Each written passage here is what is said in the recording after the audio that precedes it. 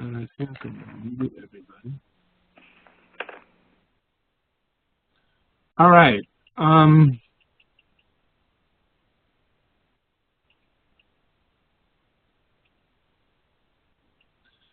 Welcome to, we have two webinars this week, and we have two presenters tonight. Our first presenter is Susan-Snodgrass, and Susan has lived in Chicago for as long as I know, and is the only person, well, no, I can think of one other person. I know there have been a lot, but I know that Susan got married in my gallery back when I had it before I closed it in 2004. I don't remember attending the wedding, but I remember that it was there. Huh? You weren't there? I remember Judith was there. Yeah, she must have been. I like to delegate that a lot. And Susan has been the Art in America critic for Chicago and the Midwest for quite a while. How long have you been doing this? Almost 20 years for Art in America. She's pushing 20 years writing for Art in America. I think the group has some kinds of generic questions that I'd like you to address. I mean, like, I'd like to know how this happened, how Art in America and you found each other. And I'd like to know, like, where assignments come from. Do you submit what you want to write about, or do they tell you, etc.? I want to know, how it works and what an artist does to get reviewed, or what an artist does to not get reviewed. I mean, I'm sure that a number lobby you, and I want to know if that has any effect. A number of people last week commented that they couldn't hear the presenters well, so if you could be a little bit loud, that would be appreciated. Okay, I'll try. Let me know. Is this better? I've been adjusting the volume, but is this good? It's okay for me. I've got everybody else muted to eliminate the background noise. I'm going to unmute Lorna for a second. Lorna, is Susan's volume okay? Is this any better? I moved the whole monitor closer. Lorna, is that okay? Is this better? I'm going to assume that it is. Take it away, Susan. Okay. Well, maybe I'll backtrack a little, if you don't mind, just a little bio before I get to how I became involved with Art in America, which is, in reality, I actually had aspirations to be a political reporter. I studied journalism and political science in the mid-'80s. And I moved to Washington, D.C. Actually, it was earlier than that. I moved to Washington, D.C. in the early 1980s. And there I was writing mainly kind of cultural reportage for what would be equivalent to like the Chicago Reader. But basically, I became very disillusioned with politics. This was the height of the Reagan years, so it was very conservative. And I found a lot of solace, if you will, in the museums there. Many of you probably know, or if you don't, that the museums are free in Washington, D.C. So I would spend a lot of time there. And in my previous education, I really hadn't studied art. Again, my background was in political theory and journalism, and I really never taken an art history class at all. But in any case, what was really fortunate about being in D.C. was the fact that I hooked up with the New Art Examiner. And Derek Guthrie and Jane Adams-Allen had moved to Washington, D.C. and opened up, at that time, sort of branches of the New Art Examiner. For those of you who aren't familiar with that history, that was a not-for-profit publication that was Chicago-based in the 1970s. And again, in the 80s, they went to these different cities. So I started working in the D.C. office, and I started writing for the Examiner. And this was also at the height of the culture wars, and this was also during a lot of the NEA controversies. So in a way, I was doing less writing about art, but more about these kind of political things that were happening. So in some ways, my background in politics sort of served me well in that kind of coverage. But I found that I really liked arts journalism, and I found that I really wanted to go back to school and learn about art. So I moved to Chicago, and I went to the School of the Art Institute, where they just started the Art History Theory and Criticism program. So in any case, I graduated from there, and in the mid to late 80s began writing here for the New Art Examiner. I became the Illinois editor for Dialogue, which was another regional publication that was based out of Ohio. So I would contribute articles, and I would also solicit authors, and we had sort of a healthy dialogue, if you will, going back and forth between that publication in the New Art Examiner. I also became the managing editor of WhiteWalls, which is less about art criticism, but projects by artists. And so I spent quite a few years writing for really the regional alternative press, and then kind of graduated to things like Art and Auction. I would write a few pieces for them. I started writing for art papers. And in about the late, I don't know, I guess 1990 or so, at the time Sue Taylor was the corresponding editor for Art in America, and as well as Franz Schultz, who still is the corresponding editor. And Sue Taylor moved to Portland, Oregon. And I basically wrote a letter to Art in America with several of the clips that I had from all my experience of covering the Chicago scene. And I said, you know, I would be very interested in Chicago, writing more about Chicago coverage. And I got a call from then editor Betsy Baker, and she said, fine, we would love to have more articles. And so I started reviewing Chicago for them. And what was really important for me when I first started writing for Art in America, and when I was here in Chicago in the mid to late 80s, there was, and studying art criticism, it was really sort of the end of Greenberg formalism and the sort of explosion of post-structuralism and art criticism looking at all these other disciplines. And for me, because I had a background in political theory and media theory and these other things, I was really, it was an easy transition for me. I'd never really studied Greenberg formalism. And I was also very interested in not covering or creating a different image for Chicago other than what people had maybe known previously. And by that I mean the kind of images, and people sort of knew a lot about the images, and it was really a movement that happened before I came here. And so even though I highly respect all of those artists, it really wasn't a history that interested me as much as it was my own present history. And at the time there was just a lot of activity going on. There were more conceptually oriented artists, there was more politically oriented artists. There was also a very healthy alternative art scene and not-for-profit scene, and I was very interested in these alternative forums and activities. So I spent a lot of my time trying to insert some of these new identities into a very visible national mainstream publication. And so after about 2 years, I looked on the masthead one day and noticed that I was corresponding editor. So it wasn't any kind of formalized contract or any kind of formalized position, but just the fact that I was a regular contributor. And as a corresponding editor, it's really a writing position, less so than an editorial one, in the sense that I am soliciting other writers or editing copy or setting an editorial agenda for the larger publication. So the kind of things that Art in America is interested is usually very strong one-person exhibitions. We don't really cover group exhibitions unless it's a large-scale, something maybe more of a kind of museum quality exhibition of multiple artists, such as, I'm trying to remember the date, but about 3 or 4 years ago, there was a big exhibition of contemporary Indian artists. And it was, so I did a big piece of that. They're less interested in university-based galleries, more so interested in the commercial galleries, institutions, and interested not-for-profit, even though those don't, the numbers of those galleries don't exist as much. And so in terms of the process, basically what I do is I go and I look at a round of exhibitions. I contact the reviews editor and say, you know, here are 2 or 3, I usually give 2 or 3 suggestions for what I think might be interesting. And then she gets back to me in a few days or sometimes a week and says, you know, why don't you go ahead with this one. So for the most part, I have freedom to choose what I would like to review.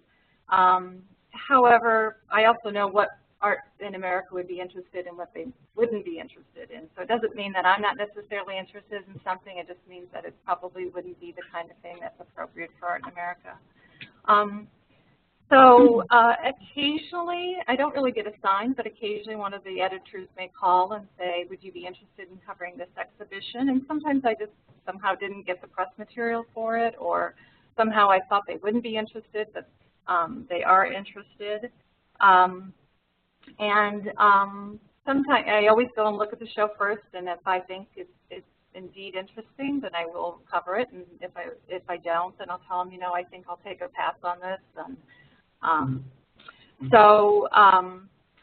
can I interrupt, Susan? What? You know, I mean, I do my art letter, and I don't consider it criticism. I consider it pretty much puffery, and I think it's particularly impure, not pure.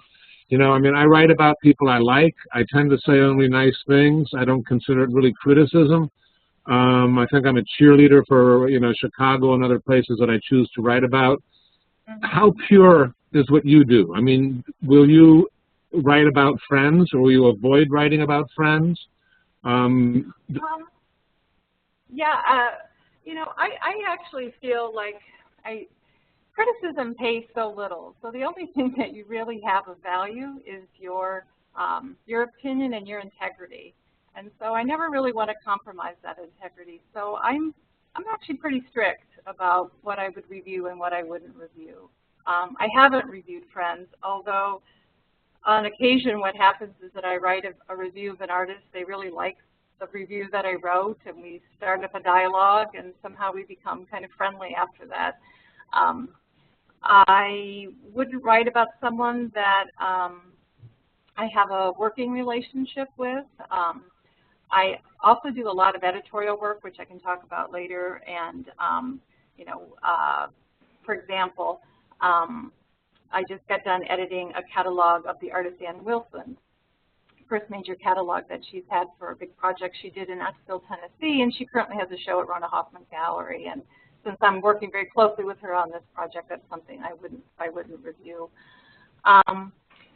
So, you know, in a sense, there is a kind of, I mean, of course you want to promote, and so a little bit of criticism has a kind of PR element to it.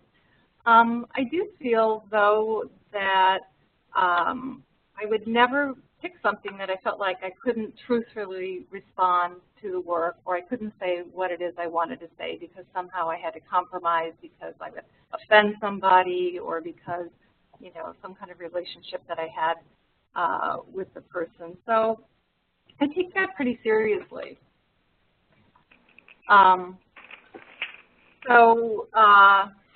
Trying to go back to your second half of the question that you were saying about kind of boosterism and things like that. So, you know, it's funny because criticism, I think, is a lot of different components. It is PR, it is journalism, it's a little bit of our historical kinds of writing.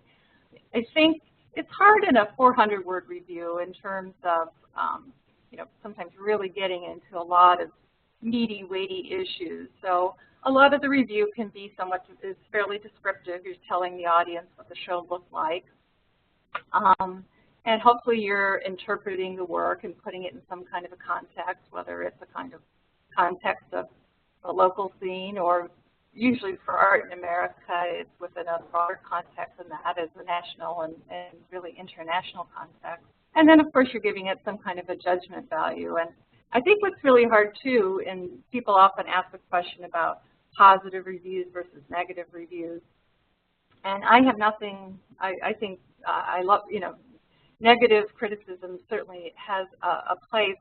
What is difficult when you're a correspondent for a national publication is to call the editor and say, hey, I saw a really horrible show. I think I'd like to review it. So, you know, that doesn't really seem of interest. I mean, what they're looking for is something that is.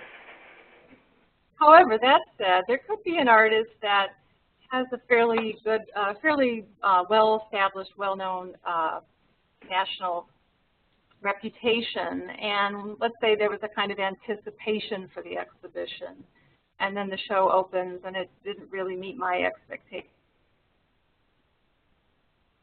Wait a minute, I just muted you by mistake, I think, Susan. I'm sorry. Yeah, I did. I'm sorry, I was trying to get to go ahead. You were talking about a show that had a national expectation and then it didn't quite deliver. Yeah, and in that case, I could probably convince Art in America that I think that even though the show, there are some flaws within it or some issues that, even though it wasn't a stellar exhibition, that I think it would be worth covering. And so, I think I kind of balanced it. But you know, because there is such limited space for Chicago in the national press, you know, I really want to write about things that I think deserve attention and things that I do like. You know, I wish there could be a review in Art in America every month. Unfortunately, they just don't take reviews every month. I always tell people reviews are due immediately and they come out whenever. So the editorial process is often very long, even though I think the magazine in the last couple of years has gotten better at getting reviews out more quickly. So lost my train of thought here, but so in any case, I don't know. I just stopped. Another question. Do you think that with a new editor, I mean, do you have any sense of how the magazine is going to change with Lindsay Pollack on board? I don't. You know, it's kind of interesting. If I could also go back to just the kind of the couple years before here. I mean, Betsy Baker was the editor for 30-some years, and I liked Betsy Baker a lot. She was an extremely tough editor, but always extremely respectful of the writers. I think also what is interesting about Art in America is that writers are assigned an editor that they work with. So I worked with Ted Mooney, who is also a novelist, a well-known novelist. And so I had a relationship with him over the years too. So and he also left. What had happened in 2008 is that Peter Brandt, the publisher of Art in America, bought the other half of his ex-wife's share in the company and decided that he really wanted to make changes. Peter Brandt of Brandt Publications also has Interview magazine, and they also have Antiques. And so he really wanted to make changes both at Art in America and Interview. And so there was a whole editorial change, and Marcia Vetrick took over. And at that same time, they also launched the website. And so that's been kind of interesting. I still don't have a handle on exactly how it works. It is a separate editor for the magazine and the website. Sometimes articles that appear in the magazine appear in the website, but they're not sort of mirrors of each other. So I have had reviews appear on the website. And then actually rather suddenly in early January, it was announced that Lindsay Pollack was the new editor for Art in America. I actually still haven't met her yet or spoken to her yet. And I actually don't really know what's in store. I've been following, I think what's really interesting to me is the various blogs and responses that came out in response to the New York Times announcement of her editorship. I think the Arts Journal did a really good job of talking about the appointment, and they also over the years sort of covered the transition, and there was a lot of very interesting things posted in that about, a lot of it was about what people thought Art in America should be. And I think it's very interesting because it's not really, it's not only what it should be as an art magazine, but I think all publications are in this great change of technology. You know, what is the role of print publications and print media in this changing field? And so I think it's also a time of reinvention. And I know that they also have plans to sort of revamp even more of the website. But unfortunately, I don't have a really strong sense of what will. I read her book last summer, which I thought was fabulous, The Girl with a Gallery, which is about Edith Halpert, who is the first woman to have a gallery probably in the world and the first woman to have a gallery in the United States. And I read it right after I read de Kooning's biography, and they parallel each other, you know, and basically start in the late 1900s and come up to 1950 or 60. And I thought it was a really good book. So she and I started, you know, I complimented her on the book, and then we began, you know, a little bit of a dialogue. I think she's a really good person. Yeah. You know, the only other thing I was going to add to that is that a lot of the blogs, people have spoken very highly of her, and I think people, many people had great confidence in her ability to do this. And I think, you know, she comes kind of more from a business background or an art business background than maybe the previous editors, which definitely right. Trajectory of art history and other experience with publications. So she'll bring a different perspective for sure. When you write a review or when you're thinking about writing, who do you visualize as your audience? Are you writing to collectors, or are you writing to the artist you're reviewing, or both? How does it break down? Well, the Art in America audience, I know, is a savvy audience in the sense that they are they're knowledgeable about art, even though it does also have a broader audience, that people who are interested in art but not necessarily players within the art world. So I can assume that they're quite knowledgeable. What I can also assume that they may be knowledgeable about the larger art world, but maybe less so about the Chicago scene or the Chicago artists that I'm writing about. And I should also clarify, too, that I also write about national or international figures that have projects in Chicago. I mean, Chicago is also, particularly with places like the Renaissance Society, you know, a center for a well-established artist's first museum exhibition or a touring exhibition that emanates here. So I just wanted to clarify that. But I think, you know, I think my first person that I'm writing for is probably the artist, in the sense that I really want to be truthful to what I'm seeing and engaging the work as fully as I can. And then the next step out of that is this broader audience, and what would a broader audience want to know about this artist. And again, the review format is kind of limited, and sometimes it can also be slightly formulaic in the sense that 400 words doesn't allow you to do flex as much as one would like. But I should also say that I also do write features for Art in America, and I would say probably once a year there is something devoted to Chicago.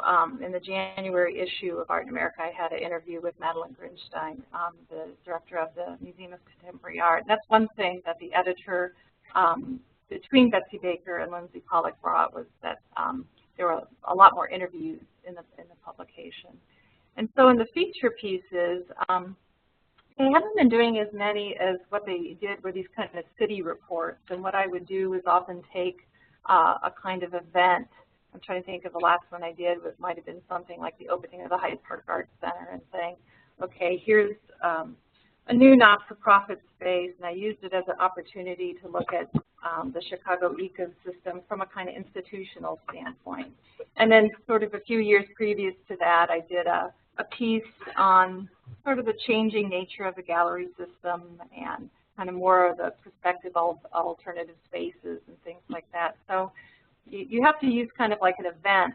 The other thing was the opening of the modern wing of the Art Institute. So actually my colleague Franz Schultz did a piece on the building in the context of it was the 100-year anniversary of the Burnham Plan.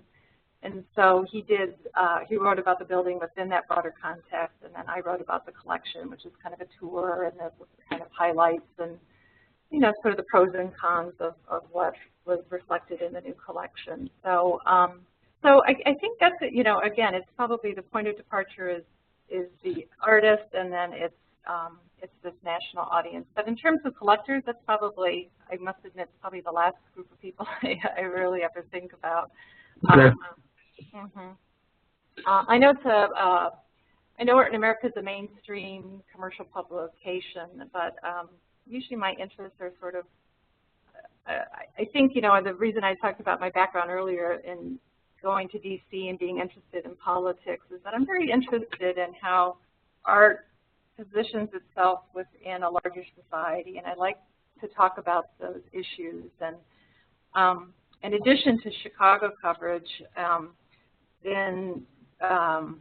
right after I got married in your gallery, my husband and I left the city for a year and went to Central and Eastern Europe and traveled there for over a year, or for about a year. And then over the course of several years, I continued to go back to countries such as Poland, the Czech Republic, Hungary, Slovenia, Bulgaria, and some other countries. And so for quite a while I wrote many features for Art in America, which were overviews of the art scenes in these countries. And I was very interested in what it was like to be an artist in these post-totalitarian, post-communist countries.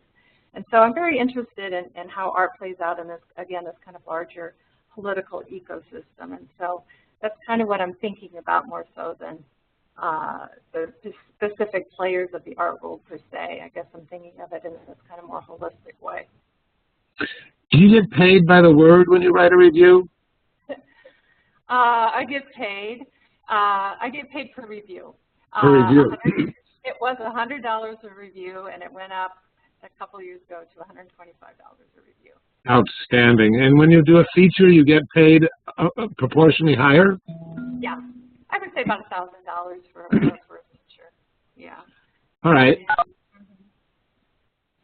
Should we open this up to all the audience for questions? I know that Cameron had a question. I'm going to unmute everybody, and we're going to find out how much noise that makes. Cameron, you want to ask your question? Sure. Hello. I was just wondering, I actually read Art in America, and sometimes I find it frustrating to sort of go to the back of the magazine and see what's written about in Chicago and then know that that show came down like 2 or 3 months ago. And you mentioned that the editorial process was kind of long and labored and it could take a while. So for me, I guess I sort of had one idea, which is that the review was to get the word out to people so that people can see the show. But if that's not really happening because the reviews are coming out later, what are some of the other goals of your article or your review? It's interesting because, again, I made mention all of these kind of blog posts and things that were coming out after the mention of the new editor, Lindsay Pollock's appointment. And it was interesting because the review section was probably the most discussed. And this is something that people were discussing, is that they come out so late of what real use are they. And people suggested that maybe only the reviews should appear on the website. That way they would be posted as soon as the show would open. People would be able to see it. Other people, in other ways, it does serve as a kind of document. And so, criticism is writing about art of the moment, and then it very quickly becomes art history. And so I think it's an important document. And in some ways, though, I've heard several artists have said to me, I actually like seeing it like 9 months later. You have a show, all of a sudden there's all this frenzy and fury, and then everything's just kind of over. And then the review comes out, and it puts the work in a kind of perspective that's a little bit different than when it first opened, or it extends the dialogue in a different kind of way. So it has a kind of double-edged, but I must, again, the magazine has gotten better. I have had reviews that have come out. I've tried really hard to try to get a review in as soon as something opens. And it has to be timed, though, for something that is probably a bit more institutional because those shows run longer. And sometimes the review has come out. But the print publication has to go to press like a month before it comes out. So let's say next week, April issue. So by the end of February, beginning of March, the April issue will go to press. So in terms of turnaround time, you have, at least 3 or 4 months where copy enter, you write the copy, you send it in, it gets edited, it goes into layout, it gets contextualized with what else is going on in terms of the publication. And then the features take a considerably longer time. My interview with Sandlin Grinstein, I conducted the interview in the summer, I think in January, so that was a 6-month process. Other questions, people? I think that there's the printed review fits into a nice space with some kind of perspective on it. When you were writing, you were aware that people aren't going to be coming to see the show because of what you say, right? You write it with a slightly different perspective, also.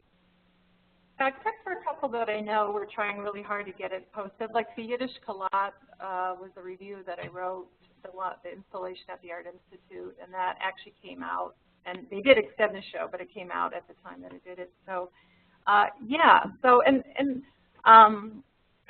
so in that way, you know, again, that's the kind of emphasis on the sort of descriptive component, is because, you know, people won't go to see the show. So there's a real art form to trying to describe, you know, what you see in an exhibition, especially something that's, you know, very large scale, and you have to really select keywords that are kind of emblematic, because, you know, you can't necessarily survey everything that's happening in the work. So, so the key is really getting a really good image of the exhibition, and then again the interpretive process, and probably the more judgmental part comes last, in the sense is that usually with the words that you're using to describe, they usually reflect that you already like the work, or, you know, but again, you can be critical of this work, but this didn't necessarily work. But yeah, so you have to kind of be thinking about it in terms of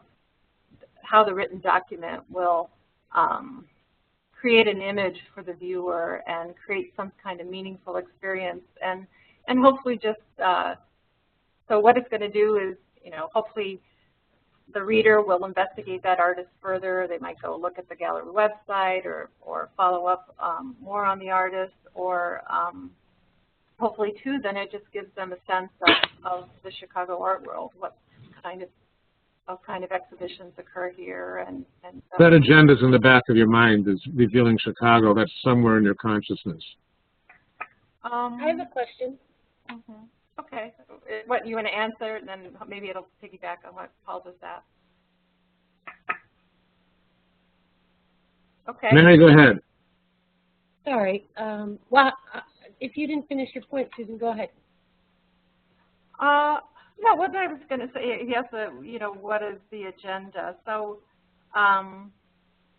you know, my agenda is to show the strengths of the Chicago art scene, the strength of the artists who are living here, and the strength of the galleries and the institutions in terms of what they showcase, that it's also an international center where artists and events occur here of merit, that, you know, is an important center just on par with any place else in the world. Okay. Mary, your turn. Sorry, my audio and stuff keeps popping in and out, so I'm losing a lot of stuff. But Susan, do you think artists should read reviews of their work? Ooh, good question. You know, I guess I do. You know, I think, you know, I'm kind of flattering myself, but I often hear from most of the artists that I have written reviews about, I would say almost, you know, the majority contact me afterwards in either a handwritten note or an email, and just saying how much they really like the review. And the two comments that I most often get is that it was a really thoughtful assessment, that they felt like I really gave it the attention that it needed, and that I really, for example, I just got an email for the Ben Stone review from Scott at Western, and said, you know, you really nailed it, and that I really understood the work. And I remember many years ago, I wrote a review of an artist. I think this was actually in the New Art Examiner. I don't think it was in Art in America. And a lot of critics were giving praise to the artist, and I really didn't like the work. And the artist, I think, said to me in person, I said, you know, I really want to thank you for the review. And I said, oh, really? I was the only one who didn't like it. And he said, yeah, but you're the only one who understood what it was about. So, so I do, you know, but to feel that, you know, one's career in terms of, you know, reading a review and then saying, oh, they didn't like this, so I need to sort of change what I do as an artist to fulfill this or fulfill that. I think if you do, you're making art to please others and not necessarily yourself. Good point. And Mary, do you think I mean, do you feel judged, or do you put critics up on a pedestal and you're worried about them judging you, or do you get from Susan that she's just another mortal and that we're all trying to, you know, do a good job in terms of what we see in art? Well, there was a time when I yearned for acceptance, you know, on any level, and so if I got a bad review, I would take it to heart really badly. You know, I'd stop making things literally for months. I would be devastated. Now I'm not really in the art world anymore. I mean, I'm in the decorative arts world, and no one reviews it like that anymore. I just work on a client-to-client basis, and the review is that the person was willing to pay tens of thousands of dollars. You know, it's like I'm not in that world anymore, and I think perhaps I extricated myself from it because I didn't find a way to, I don't know, maybe it was a confluence of things, but at that time I just didn't find a way to not be so sensitive about it. Okay. Anybody else care to comment? Yes, Mary Lou. Hi, Mary Lou. Hi. I was wondering, Susan, which is worse, to get a negative review or just get no review? In other words, be bypassed or ignored? I think actually any publicity is probably good publicity in the sense that, you know, people would understand that this is one person's opinion, maybe somebody else has another thought. And, you know, to not receive a review, I've had artists will say something to me, it's like, you know, I don't know what's up. It's like, you know, I get all this really good feedback, but I've never really gotten, you know, I've had really limited exposure in the national press and things like that. And, you know, sometimes it works really funny in the way that sometimes there's an artist I really want to review, and for whatever reason, Art in America just isn't interested, and it's not necessarily because of the artist's work. It could very well be that the artist is showing at a gallery that we just reviewed in an issue or two before that. And so, you know, they would rather not review that artist. Or I've had it happened where there was actually a good show at a gallery, but the gallery was closing. And so given the sort of posthumous way that reviews come out so after the fact, Art in America felt that it was, you know, really maybe not of their interest to publish something about a gallery that was no longer going to exist. So sometimes the reason why things get ignored don't necessarily have to do with the merit of an artist's work at all. It's sort of an odd circumstance. And I've actually had that happen to a couple times. There's an artist who very professional. I think the work is interesting, and a couple of times it just worked out that time-wise there just isn't any room. Sometimes I'll write Art in America and I'll just say, you know, I'm interested in doing some reviews, and they'll say, you know, we've got so many reviews here right now, you know, that we just don't have enough room, so we're not taking any Chicago reviews for another couple of months. You know, so the next deadline would be that, and so the show is really interesting, but, you know, I can't review it because, you know, there isn't a place to do it. And at this point, I'm not writing that much for other publications. At one point, I was writing for several, and I've kind of just focused on Art in America and art margins, which I don't think I've mentioned yet, these last couple of decades, so last decade or so. So yeah, so the reason why, you know, some artists get reviewed and some don't, and again, another publication might be different. So, you know, Art in America and Art Forum are obviously the two major mainstream international publications, but there is a lot of other publications, and unfortunately there isn't as much as the regional press. You know, I really, you know, at one time there was a really strong, healthy alternative press, and there were all kinds of regional publications in the Southeast and more in the Midwest, and so it would create a larger dialogue. Or sometimes there might be something that's interesting, but for an international audience, it wouldn't work as well. It seems like it would be something better suited for like the Chicago Reader or for the Chicago Tribune. And so again, some reasons why people get reviewed have nothing to do with the merit of the work. In 20 years of writing for Art in America, how many times have you reviewed somebody more than once? Handful. I'm pretty conscious about that, and I wouldn't review another person twice if the work was, you know, just kind of a continuation of what they had been doing previously.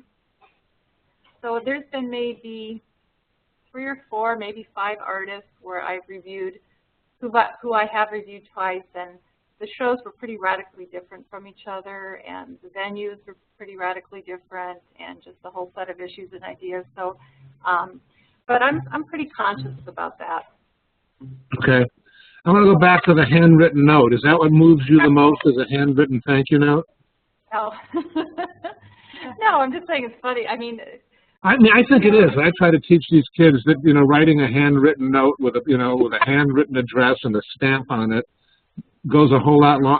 It goes further than an email and goes a lot further than nothing. It does, you know, and it's interesting. So many galleries, and I get conflicted because galleries, you know, so many people want to be green and not send out postcard announcements and things like that. But I feel like with emails, I just get kind of in a sea of emails. But there is something when I open up the mail and I see a really compelling image, staring at me, and then I flip it over and I'll say, oh, you know, this is kind of interesting. It's like I need that. But you know, there is, you know, I'm not saying everyone has to write me a hand, but you know, I'm very flattered that an artist feels that they really want to thank me for the review, that it really meant something to them, and you know, it's hard because of the, you know, again, the turnaround time by the time I write something, by the time it gets through the editorial process, by the time it gets printed, you know, the dialogue, you know, is so after the fact that you know, it's kind of really nice that this kind of more personal dialogue can happen a bit later on. Beautiful. Let's see if we have another question. Amber, I don't know if you have your hand raised intentionally or not. Did you want to ask a question, Yeah. Amber? Yeah, I did have a question, and she kind of answered part of it. I was curious, Susan, about whether you wrote for other publications and what other kind of writing you do, and then also kind of going along the lines of the green, whether, you know, the handwritten note questions that we have is, do you respond to press packs or press releases or things other than just the scene that you know in Chicago, or do the other writers that you're an editor for find stories that way?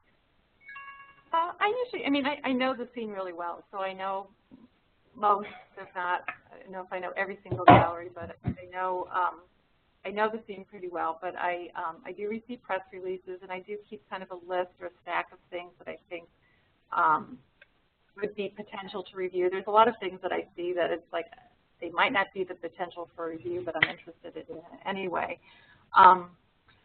So, and again, I'm really speaking from the perspective of Art America because it has been sort of my sole venue for quite a few years. But I didn't mention, too, that I am an editorial board member of an online publication called Art Margin, which is all devoted to contemporary Central and East European art. And that is sort of the extension of my travels in Eastern Europe. And again, I wrote a lot for Art in America. And this publication was formed in 1999, so 10 years after the Berlin Wall. So this is very specific kind of cultural criticism that I do. And as an editorial board member, I contribute usually 2 or 3 pieces a year. And I also solicit other kind of content. If I go to a conference and someone might be, like last year at CAA, I went to a panel that was devoted to 20 years after the wall, or images of the Berlin Wall. And so I attracted some writers that way. But because Chicago has such a large Central and East European population, has a huge Polish population, and there's a pretty strong Czech and Bulgarian population here, that I reviewed, for example, the Renaissance Society had Alan Sekula did the Polonia project at the Renaissance Society, and then the Museum of Contemporary Photography last year had a show of contemporary Czech photographers. So anyway, so that's another area that I'm writing. I also do a lot of catalog essays in terms of, I would never write a catalog essay for an artist whose work I didn't really like and felt that I would champion otherwise. But in terms of this conflict of interest that was asked earlier, I wouldn't write a catalog essay about an artist and then write a review of their work for Art in America. When I was writing for things like art and antiques, they were very interested.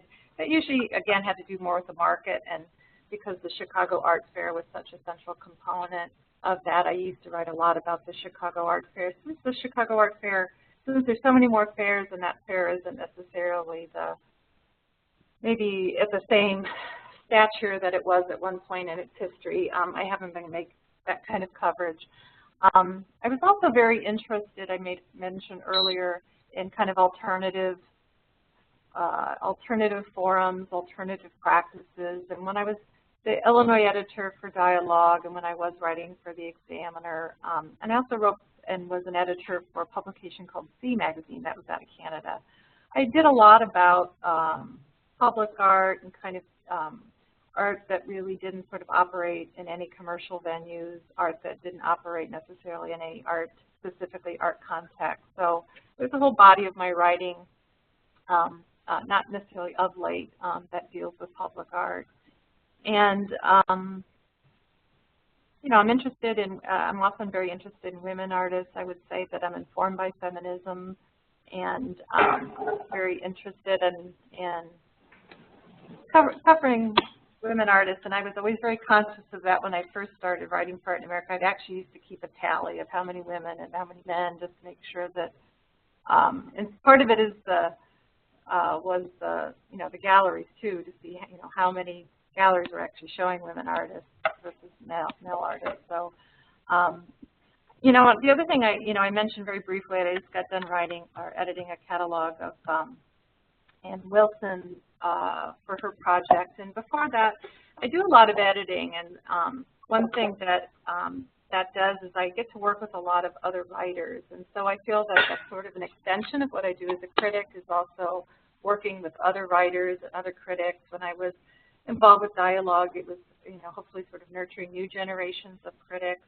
I was the managing editor for a publication called Object of Labor, Art, Class, and Cultural Productions that John Pluth and Joan Livingstone were editors for. I was the managing editor for that. It was a book published by the School of the Art Institute and MIT Press, and that was a really interesting project because it involved local writers, national writers, and it also had international writers, and they also had artist projects. So there was quite a few Chicago-based artists that had artist projects that they had done for the book. So, so I feel like in sort of those activities that I'm also, in a sense, sort of promoting new voices and hopefully bringing to light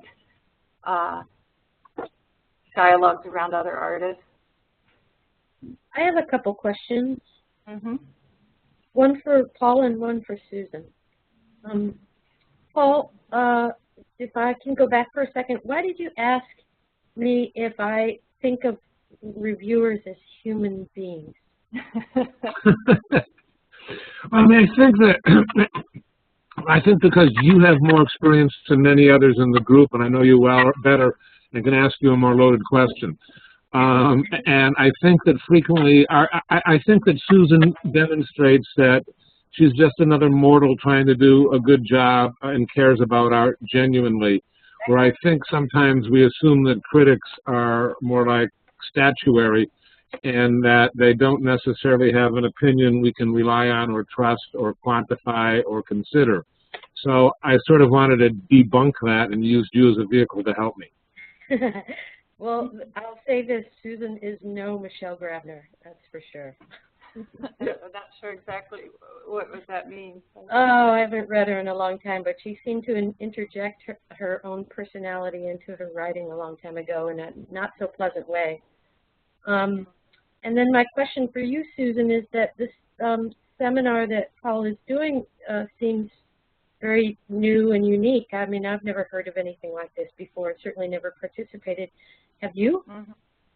No, it was interesting. We fumbled around on how to make it all work, so it was kind of interesting in that regard. But no, I'm really interested. The other thing I should mention is that I also teach part-time at the School of the Art Institute. I do art advising in the sculpture department, and I also teach in the New Arts Journalism program.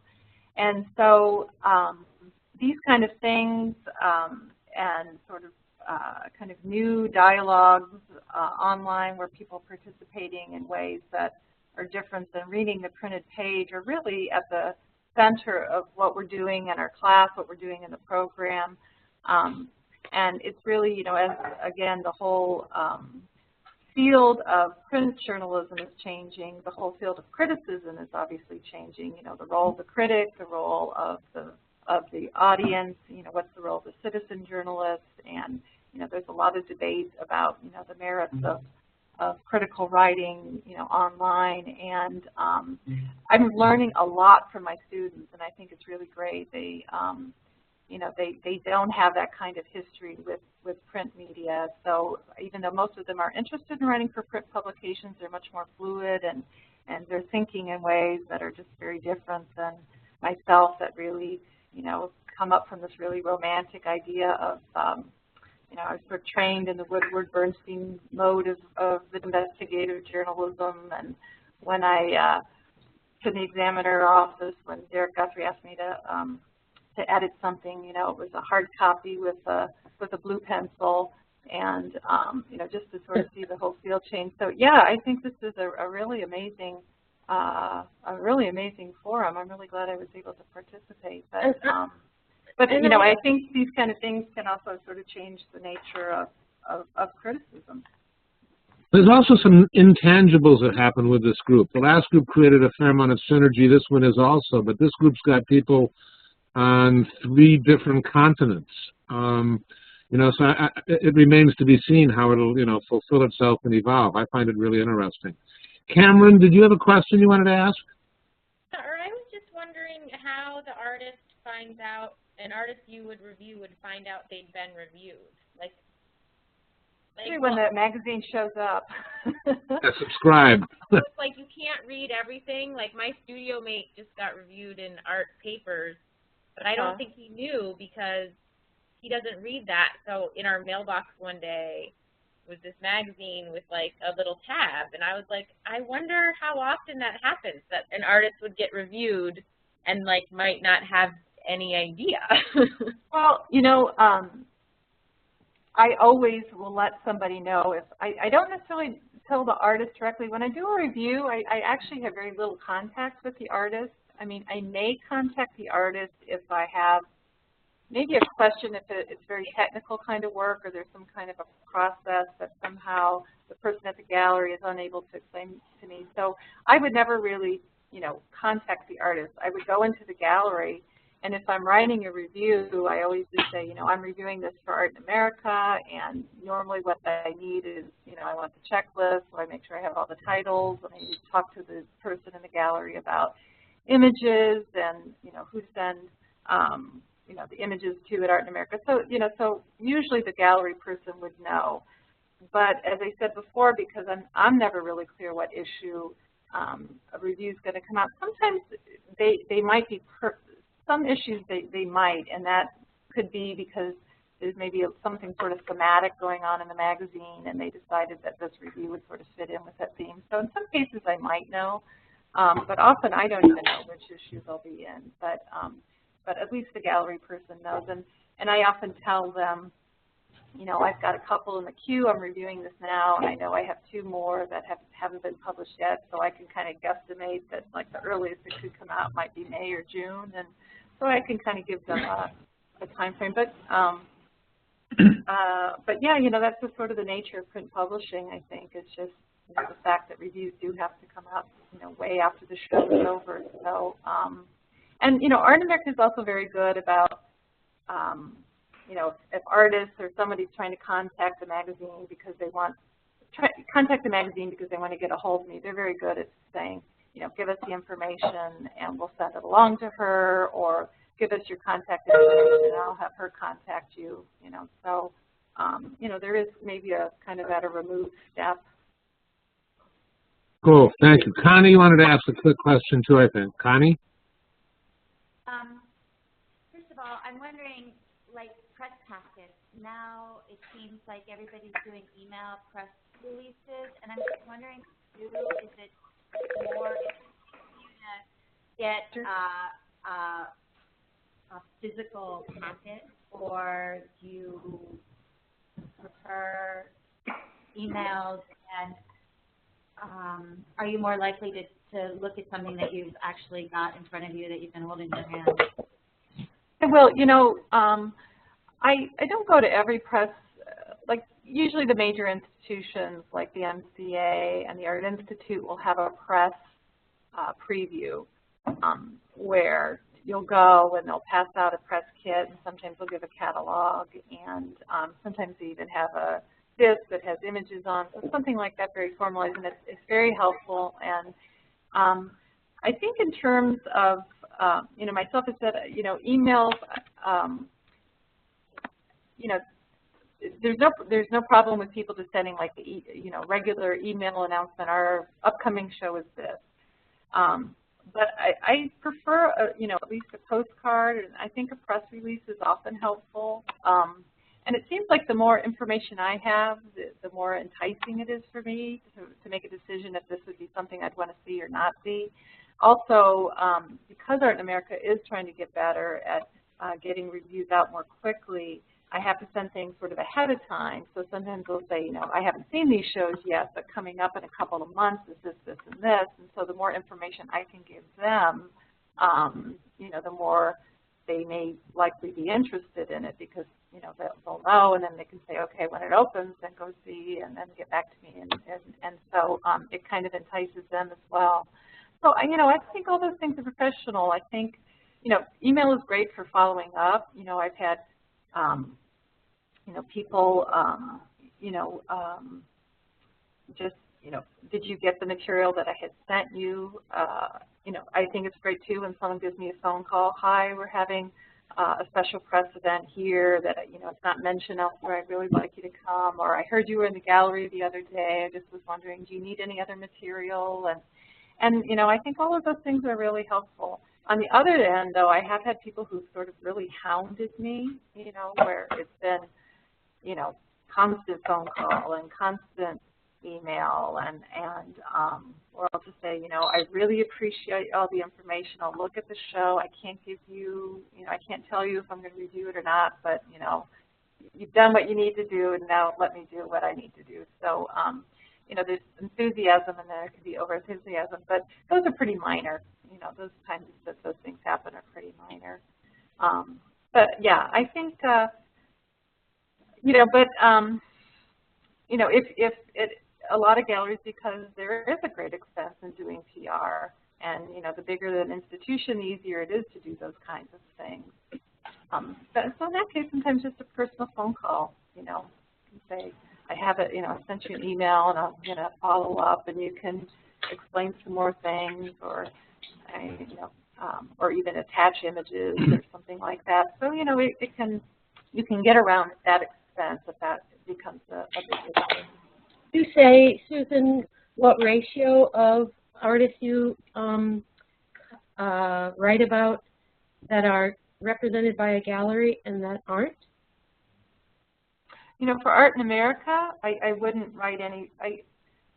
In a review, they don't have to be necessarily represented by that gallery, but it has to be in a gallery. So it has to be in a commercial gallery? No, not necessarily. No, but they have to be, as I said, Art in America is sort of less interested in sort of university galleries, but, you know, so they wouldn't be obviously interested in student shows. It doesn't mean they wouldn't be interested in faculty shows, but it would have to be someone who's really a kind of well-known figure. But in terms of the reviews, it has to be cited in a gallery or in a museum. Now, in a feature, I can talk about projects that might be a public art project, or I can maybe talk about some kind of more event-based things, or some more performative-based things, or some temporary projects, and those kind of things I can handle if I'm writing kind of a larger piece that would address some of these issues.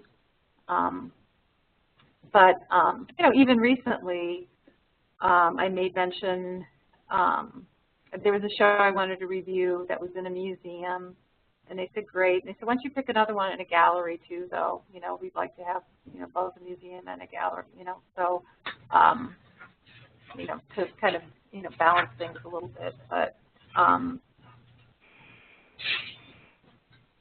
have a question. I'm sorry. Go ahead. No, that's okay. You beat me to it.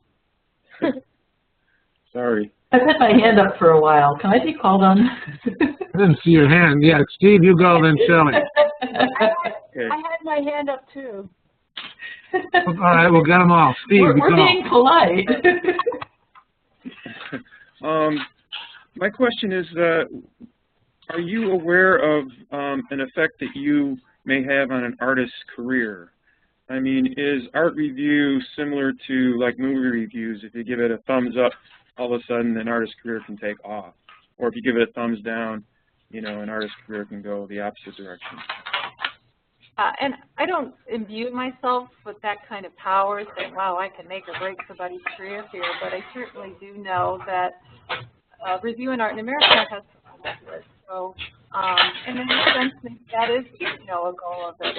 If I can bring some attention to an artist that, and I've had artists say that, I had the Review in Art in America, and I got a call from a curator, and they were interested in putting me in an exhibition.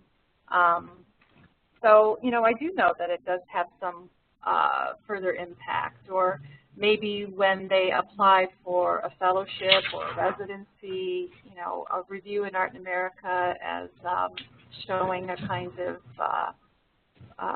progressive career, or someone applying for a teaching position. I'm sure all of those things obviously would be helpful, sure. Shelley?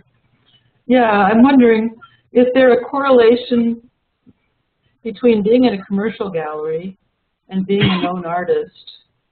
I mean, what I'm wondering about is all the art that's very good that might not be on your radar, and yours too, Paul, because you cover mostly commercial galleries. Paul covers it all. Yeah, well, that's the limit of that publication. But given that I said that, in the 90s, I was a really big proponent of the group of galleries that called themselves the Uncomfortable Spaces. There were Tough Gallery, 10 and 1, Beret, and MWM. And they were kind of a neither commercial, neither not-for-profit. And I think they've served as a model for all these subsequent generations of galleries that have come up where they're kind of a storefront. And I wrote a lot about those galleries, and so they weren't necessarily commercial. I mean, they were galleries. I wrote about Name. I wrote about Randolph Street. I mean, unfortunately, not just Chicago, but in general, the art world, that kind of commercial, not-for-profit, alternative space doesn't really exist. But again, it doesn't mean that I'm not interested in those kind of activities. I'm actually very interested in things that are cited out of that. Unfortunately, it doesn't make the review section of Art in America, given that format. When I was doing City Magazine, it came out quarterly, and so what I would do would be kind of like a roundup of what I saw, and I would just write about just whatever I saw that was interesting. So if it happened in a commercial gallery, great. If it happened just, a weekend event at a storefront, that was great too. So, again, that's the limitations of Art in America, but it doesn't mean it would be the limitations of something else. When I've done things for Art Margin, sometimes there's things that actually just come out of a conference, a conversation, or a panel discussion, and then we end up doing a kind of transcription, and then we build from that. So, but I think the possibility for online publications give greater possibilities for that, for working kind of outside the mainstream. Let me ask a quick follow-up question and then go to Victoria, and then I think we should wrap it up. Do you, given the delayed time that it takes for a review to get out, do you ever go to an artist studio before a show opens so that you have a sense of interest in forming your thoughts?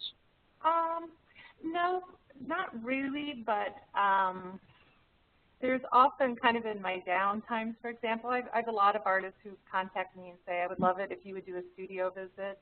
And unfortunately, I just can't do studio visits all the time. So it seems like, again, kind of when I have some downtime, if it's between teaching or right. sort of when the season starts to wane, then I kind of do a series of studio visits. And and many times someone will say, oh, I'm actually going to be showing this next fall here or there, but I would if I knew it would make any difference, in the sense that, let's say, for Art in America, it still comes out so late. It wouldn't make any difference if I'd see it in the street. But it's really about seeing the work in the show. Okay. Victoria, did you want to ask the last question? I thought I was going to. Yes, this is Victoria. You had said I could go next. Yeah, that's it. I said, do you want to ask the last question? Oh, go ahead. Okay. I thought you were talking to somebody else. No, you. Susan, what did you think of Art Loop Open? I didn't see much of it. I saw just very few things, and I saw the things that were closest to me that I was able to see. And I also selected those artists that I knew or knew of that I wanted to see their work. I kind of didn't get too involved in paying attention to dialogue around it, the voting processes and things like that. I think that I'm kind of less interested in it as this kind of award project, but I've been really fascinated by the fact that this pop-up loop and all of these organizations are really utilizing all this great vacant space in downtown Chicago for showcasing art. I think it's just really great. So I really applaud those efforts. If I see a lot of great stuff in it, I mean, sometimes you do, sometimes I don't, but that's kind of the nature of the beast. It would be no matter where you would see. And actually, one of the artists that won second place, Daniel Levitt, he was a former student of mine, so I was very, I advised with him, so I was very pleased to see that he had done so well. Susan, thank you very, very much. Thank you for helping demystify what goes on in this art world. Yeah, well, thank you for having me. So I hope I answered some questions. And I think you answered a lot. I think it was really good. I'm appreciative. Thank you. Yeah, and again, one thing I should make clear is this is kind of how it's been up to late. As you mentioned with the new editor, there could be some very radical changes, and some of what I've said may no longer hold true. But I guess we'll just have to see. True, correct. Wonderful. Thank you. With that, I'm going to pause this recording. Susan, thank you very much. Thank you. Thank you. Thank you. Thank you. Okay, bye-bye. Bye. Say hi to Larry. Okay. All right, we've stopped this recording.